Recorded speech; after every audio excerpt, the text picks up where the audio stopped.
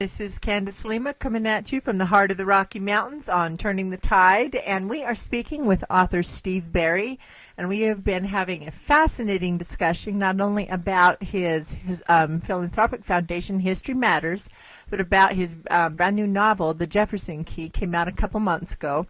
And it has been an interesting combination of history and creative writing.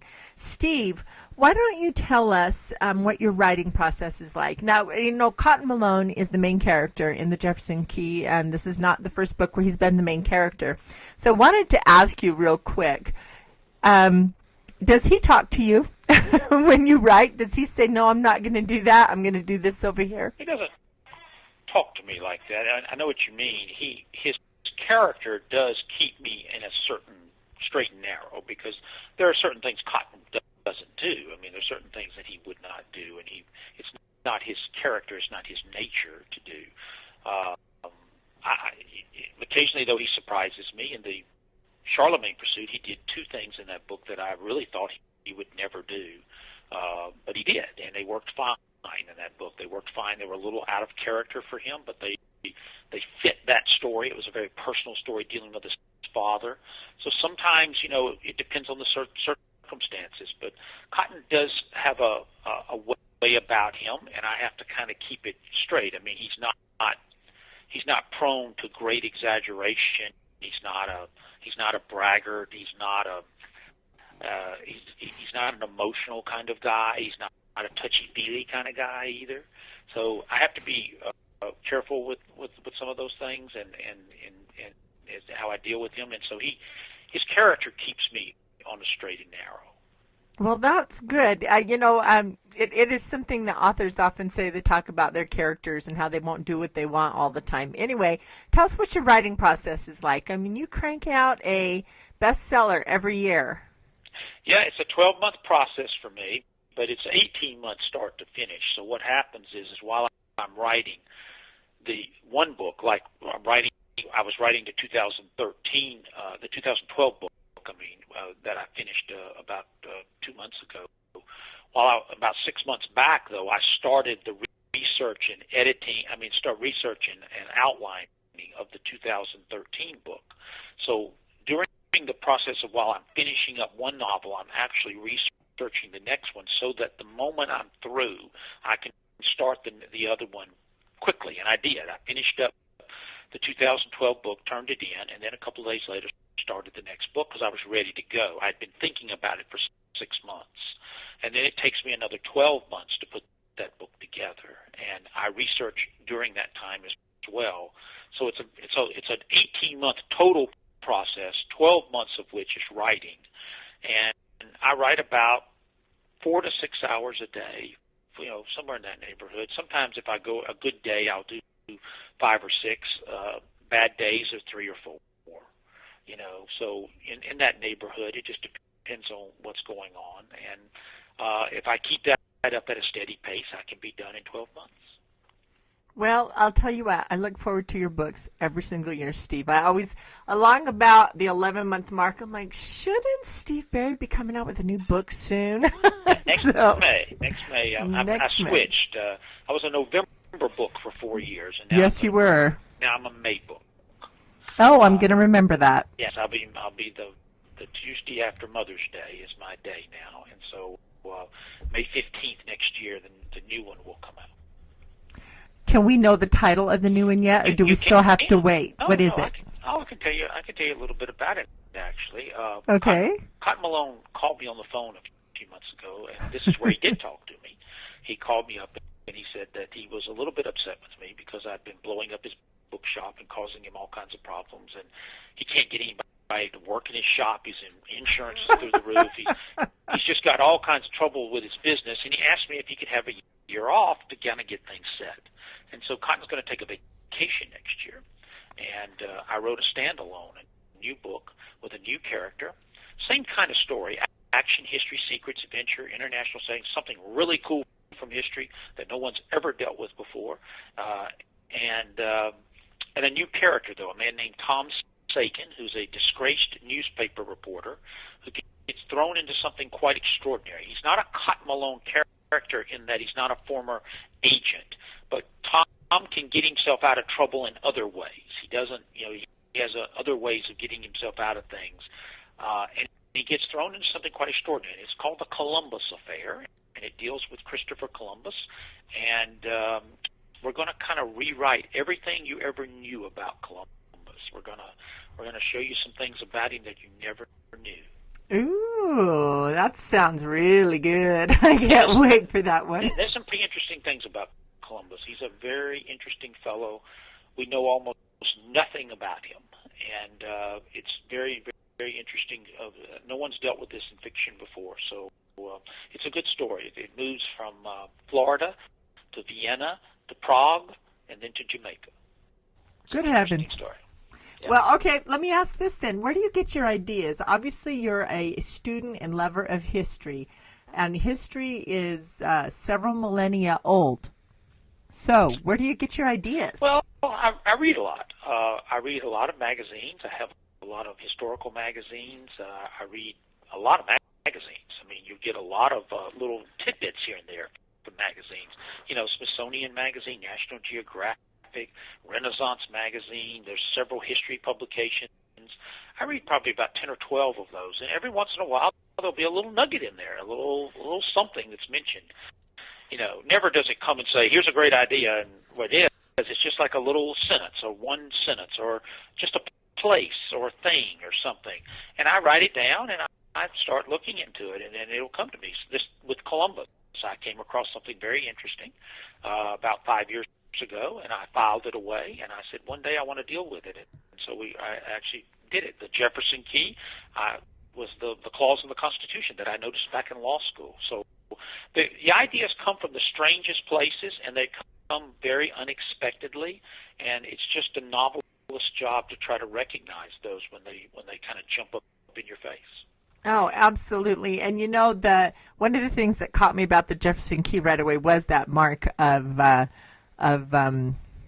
letter of marque, yeah, and reprisal. And so our senator, who now Senator Mike Lee, when he was campaigning for that office, he used to talk about how he's also an attorney, a constitutional attorney.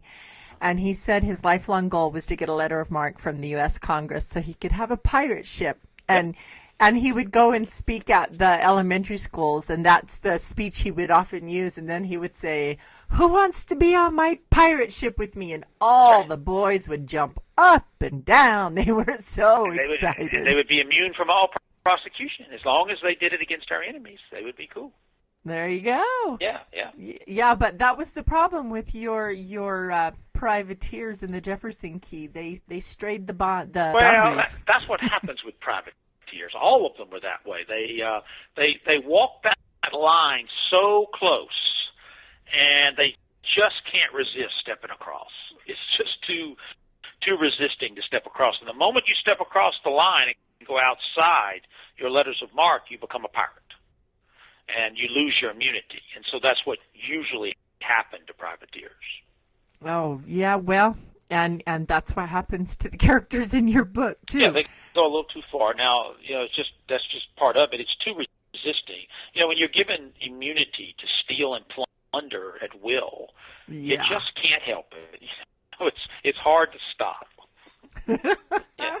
Yeah, people, you have got to pick up your copy of The Jefferson Key. It's at every bookstore in the nation, on Amazon, BarnesandNoble.com, all of them, everywhere. It is a fascinating read.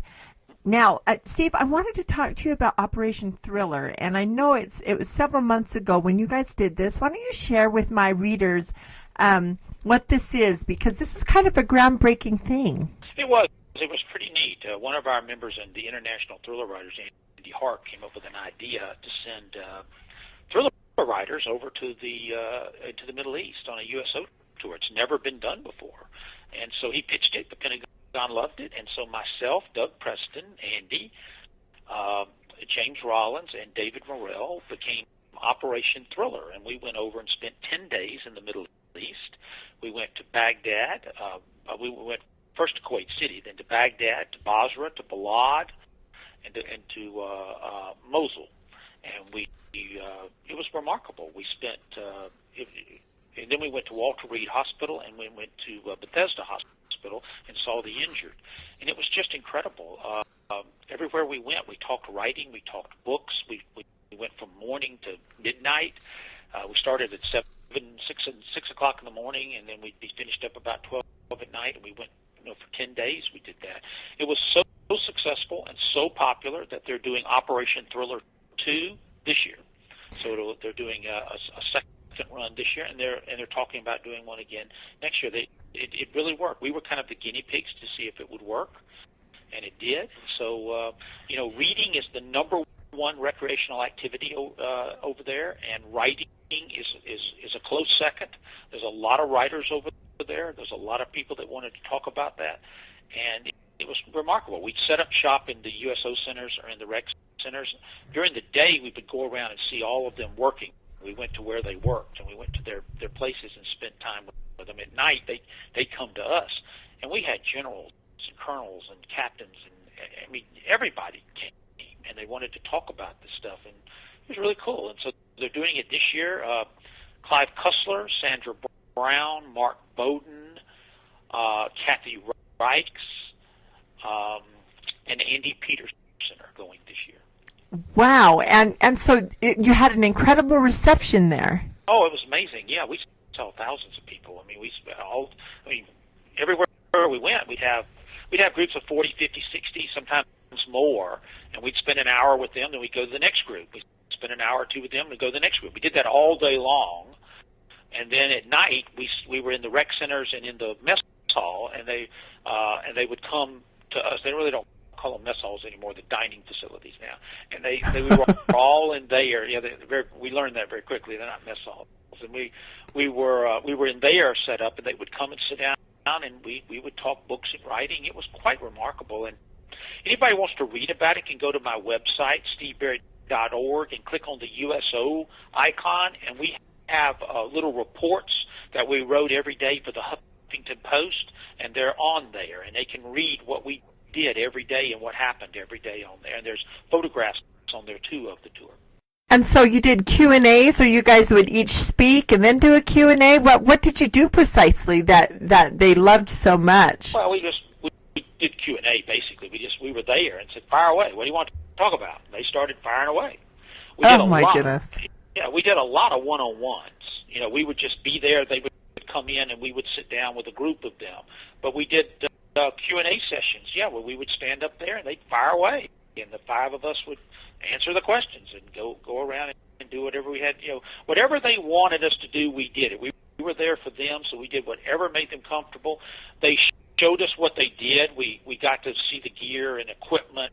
We got to deal with a lot of things. We got to get a hands-on experience with a lot of things. We went one evening and watched them fly the remote-controlled vehicles that are used over there. We watched them take off. We watched them go off, and we watched them use them. How they flew them from the remote control facility. That was quite remarkable. Wow! It was just a really they love to talk about writing. One of the people said it kind of neat. He said, we get rock stars, and we get cheerleaders, and we get celebrities, and we get politicians. We've never had writers. We've never had a writer here before. We're so glad that they finally sent writers over here. And the USO was very pleased with it, so they're doing it again this year, and hopefully they'll keep doing it. It'll be an annual thing, Operation Thriller. Oh, I hope so, because I just think it is marvelous that you guys had such a great reception over there, and it just warms my heart that our soldiers responded so wonderfully to it, and it makes me want to figure out how to get lots and lots of books over to them. I'm going to have to start doing some research and see what I can figure out. They have a lot of books over there now. There's libraries in all the USO and rec centers, and there's a lot of paperback books over there. Paperback books are like a currency over there. They're traded quite a bit. It's very difficult to get books over there because books are heavy to transport, and they're limited to what they can bring in and out. But there are a lot of books over there now, quite a few that there. We checked out all their libraries everywhere we went, and quite impressive. And they do a lot of reading through those paperback books. So, are there librarians in the military? No, no, it's all done yourself. They have them. Filed in by alphabetical. We always had a little game we played when we went to every place. We all went through and saw how many of our books were in each one. We had a little contest every time. So who had the most books in each place? But it's done alphabetically. Yeah, and so they have them there, and you. So the honor system, you take it out, you read it, you bring it back. Oh, that is wonderful. I love that. Now, did you get any ideas while you were over there for a book? Not per se, but I did get a feel for certain things. I've never worn body armor before. I've never held these weapons. I've never been in any of this equipment. So I got a little bit of an appreciation of some of that stuff, and I never realized what it took to run a war. Running a war is a big deal. Yes. There's a lot of support that has to go into running a war, and these bases are massive, huge cities that they have built out of just nothing. And so I got a full appreciation for that, and a much greater appreciation for the United States military. Oh, I can imagine. What an incredible privilege for you, Steve, to be able to go do that. That is just wonderful. I was thrilled to be asked, and I'd love to do it again one day. If I ever get another chance, I'd do it again. Yeah, well, absolutely. They need to take you over there and do that one more time. You've got to have a huge number of fans over there. Your books are some of my absolute favorites. I love how you weave the fiction and the history, and so carefully and so thoroughly. And Cotton Malone is one of my favorite characters. Now, I heard that you and James Rollins were talking about combining a couple of your characters in a book. Is that true? I don't know if that would ever happen. We both had talked about doing it. We thought it'd be pretty cool to do. The problem is who would publish it, because his publisher would want to publish it, my publisher would want to publish it, and certainly neither one of our publishers would allow us to publish it with someone else. So the problem would be logistically who would actually publish this book. That is a problem. So yeah, it is a little bit of a logistical problem to do. So I don't know if it'll ever happen, to be honest with you. Well, you tell your publisher, Steve, that your readers want it to happen, so they need to figure it out. I can already hear what they would say, because we broached the subject with them once, and everybody wanted to do it, and when everybody wanted to do it, we can't. And so we just said it's just logistically not possible. Maybe one day if we write a story for another anthology or something that has nothing to do with it, I don't know. But there was discussion about it, but it's just difficult from a publishing standpoint. Okay, I have the solution. I have it. You write 2 books, Painter and Cotton. One book is published by your publisher, and then the second book in the series is published by James's publisher. Problem solved. Except that takes a lot of effort out of the two of us to do. I know. To do. That's it would be interesting if we could merge them together. What we actually talked about trying to do is I would write Cotton's story with his character in mind, and then basically the story would pick up with his. Oh. Where I would start it off, and it'd have to be a complete novel, but there'd be enough of a cliffhanger that he picks up from there and goes. And finishes it. Finishes another aspect of the story that's independent of the first story. Because you don't want someone to have to buy 2 books. Now, the idea is for them to buy 2 books, but you don't ever want to write a book where it just sort of stops and they have to wait for the next installment, because that's a long time to wait. It's not like, you wait next week and watch the next show. So true. To do. So we talked about some logistical thing like that, and who knows, maybe one day we'll take a shot at it and see what we'll do. We have a lot of crossover fans, and we both recognize that. You really do. You and James are my 2 favorite authors, Steve. I'm not kidding. And I buy your books the second they come out. Yeah, petitions are a huge thing now in America. Maybe we need to do a petition of you guys as readers to go to your publishers and say, we're going to try this system with you guys. It's something we've discussed. It's just some logistical things we have to find a way around, logistically a way around it. And we may figure that out one day and actually do it. And it works out well. It doesn't work out well right now. It used to. See, because I come out in May.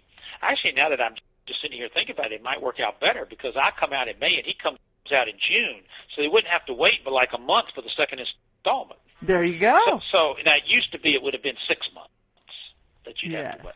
You'd have had to wait. But actually now with my change of publisher, it just that might be a possibility. So that's something we have discussed and we haven't